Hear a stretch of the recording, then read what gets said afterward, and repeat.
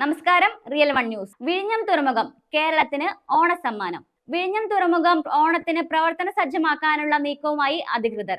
July രണ്ടാം വാരം മുതൽ സെപ്റ്റംബർ വരെ ട്രയൽ റൺ നടത്താനാണ് അധികൃതരുടെ തീരുമാനം. ട്രയൽ റണ്ണിന്റെ ഭാഗമായി അദാനി തുറമുഖ കമ്പനിയുടെ മുദ്ര തുറമുഖത്ത് നിന്നും കണ്ടെയ്നർ നിറച്ച മദർഷിപ്പുകളാണ് ആദ്യഘട്ടത്തിൽ വിഴിഞ്ഞത്തേക്ക് എത്തുക. ട്രയൽ റൺ വിജയകരമായി പൂർത്തിയായ ശേഷം മാത്രമേ തുറമുഖത്തിന്റെ വാണിജ്യ പ്രവർത്തനങ്ങളുടെ ഉദ്ഘാടനം ഔദ്യോഗികമായി നടത്തൂ. ട്രയൽ റണ്ണിന്റെ ഭാഗമായി സെപ്റ്റംബർ വരെ തുടർച്ചയായി ഇത്തരത്തിൽ ചരക്ക് കപ്പലുകൾ തുറമുഖത്തേക്ക് എത്തിക്കും.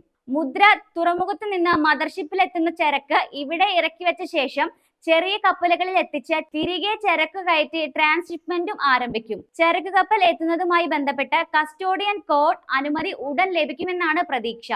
സാങ്കേതികമായി ലഭിക്കേണ്ട മറ്റ് അനുമതികളും എമിഗ്രേഷൻ കസ്റ്റംസ് ഓഫീസുകളും പ്രവർത്തിച്ചു തുടങ്ങുന്നതിനുള്ള നടപടിക്രമങ്ങളും പൂർത്തീകരിച്ചു വരികയാണ്. രാജ്യത്തെ ആദ്യത്തെ സെമി ഓട്ടോമേറ്റഡ് ക്രെയിനുകളാണ് വിഴിഞ്ഞത്ത് സ്ഥാപിച്ചത്. കപ്പലെത്തുന്നതുമായി ബന്ധപ്പെട്ട ഒരുക്കങ്ങൾക്ക് സർക്കാർ വിഴിഞ്ഞം ഇന്റർനാഷണൽ സീപോർട്ട് അധികൃതരെ ചുമതലപ്പെടുത്തിയിട്ടുണ്ട്. മുഖ്യമന്ത്രിയുടെ ഓഫീസിൽ നിന്ന് അനുമതി ലഭിക്കുന്ന മുറയ്ക്കായിരിക്കും ട്രയൽ റണ്ണിന്റെ തീയതി നിശ്ചയിക്കുക. Real one news, Pattambi.